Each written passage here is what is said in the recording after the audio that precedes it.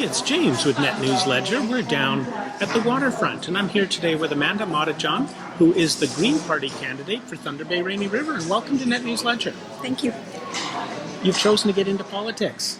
Oh, I chose to get into politics in about 1999. So way back when? Way back when. I pledged my allegiance to this country in 1997 when I joined the Canadian Armed Forces. Okay. So I've just been dedicated to Canada since that time. Now, the Green Party. The Green Party has a really interesting platform, and depending on which poll you look at, the Greens are ahead of the New Democrats, trailing the Liberals and the Conservatives. What do you feel in Thunder Bay Rainy River will be the campaign? Oh, there's a lot of really interesting aspects to this campaign, especially with my running mate Bruce Heyer with his re-election campaign. That really does change the flavor, but Thunder Bay is unlike any other city in Canada. So the issues here are different, the people are a little different, and the way you approach things is altogether different. So I'm quite certain that the Green Party is going to have a much stronger campaign than anybody else here. Now, not to sound critical, but sometimes in the past it seemed to me that the Green Party kind of got together before the election and, well, do you want to run this time? No. How about you? Okay, I'll do it. Now, you've had a nomination meeting this time. Yes. There seems to be a lot more energy in the Green Party. We interviewed Bruce Heyer the other day, and he says his vacation's over, time to go back to work. See, he says he had a vacation. He never really did. Okay, and that's Bruce. I know he's been active on a lot of things. What would you do differently, say, for example, than we've had Liberal with Don Rusnak, who's not running again? Absolutely. As the Green Party candidate, Amanda, what would you bring to Thunder Bay Rainy River? Honesty and integrity. That's something that's been lacking in politics right across the board for a good long time, and it's been very frustrating to watch. Now, you know, we get a lot of that. You know, the Prime Minister has been found guilty by the Ethics Commissioner now twice, and, you know, his general response is that I'm really, really sorry, but I wouldn't change anything.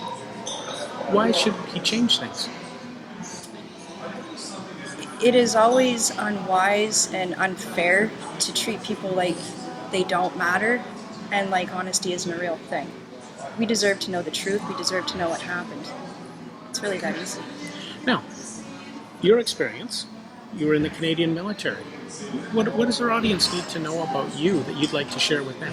Well, I am a disabled military veteran, so I did get a medical release a good long time ago. It was a short military career, and that was unfortunate. I'm very well educated, and I also have a lot of real-world experience in environmental sciences, especially as it pertains to environmental policy. Policy is something that I've really noticed is lacking, especially when it comes to the environment. And there's a real strong disconnect between the feds and the province when it comes to anything environmental. And that's where we're having a large breakdown. So one of the things that I'm very, very focused on is to be able to work cooperatively, not only across party lines, but across the federal provincial line as it's required for this riding. And that's probably been a real challenge lately, because we've got a provincial government under Premier Doug Ford, and he sees things his way, and we've got a Liberal government under Justin Trudeau who sees things their way, and they don't seem to want to connect. No, they don't, right? And that's a big problem. It's politics of you're the bad guy, and nobody actually wants to work together to make things better, especially here in Thunder Bay. It seems like we've absolutely been forgotten. You can see that with what's gone on with Bombardier. Well, the biggest issue I've found with Bombardier has been everybody's pointing fingers of blame. Exactly. And nobody's looking for a solution. Is there a solution? I think the solution was to actually have the conversation, sit down and sign the documents that needed to be signed before the jobs were lost. So, you know, and there are discussions now about another 30-car contract, but that 30-car contract won't take very long. These guys seem to pound these cars out pretty quickly. Right.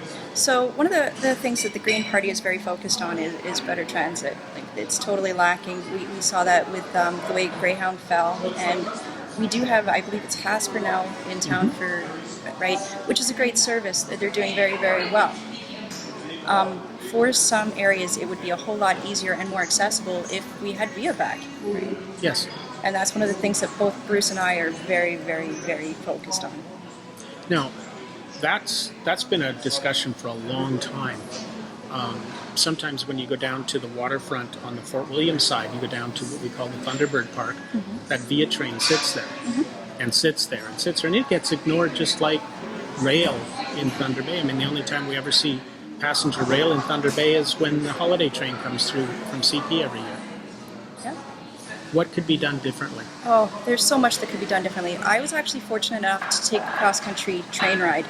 Via Rail was very kind in 2018, and they opened up their service for all members of the Canadian Armed Forces, past and present. So I was able to go from Toronto to Montreal to Vancouver, right? And I think that being able to see the country that way, it was an incredible experience, and it really opened my eyes to how important that mode of transportation really is. When I moved to Thunder Bay, I took Via from Edmonton to as close as I could, which ended up being Red Lake Road. My next option would have been Collins or Armstrong, and a 4-hour ride to Thunder Bay. Instead, it was a 3-hour ride from Dryden, effectively, to come in and transportation by rail on the south side has a long history. Back in the day, people even went on the train between Dryden and Kenora to listen to hockey games because that's where the radio was. So it's gone now, and trying to get it back just seems to be harder and harder. It seems to be harder and harder, and people are making it harder and harder, especially with bad policies. The current government doesn't have enough of a focus on infrastructure, and that's just a problem right across the board. So I can see that here in Thunder Bay. We're often driving on our roads, as much as some of our city council says good roads don't bring jobs. Driving on a road that you're rattling your teeth doesn't help either. No, and it's already expensive enough to go to work. It really is. You shouldn't have to be paying so much to maintain your vehicle at the same time. What else would you like to share with our readers and viewers? Well, I'm not really sure. I love Thunder Bay. I've been very, very fortunate with moving here. My daughter also loves Thunder Bay. We've developed a very good home for ourselves. One of the things that's been very good for us has been the Aboriginal After School program. I am from out of town. I moved here with a job with Ontario Power Generation. My daughter is Indigenous, so she actually found this program. And this is one of the things that actually helped her to get a lot more comfortable with this city. So Thunder Bay is second to none when it comes to welcoming children, and I am very grateful for that. All right.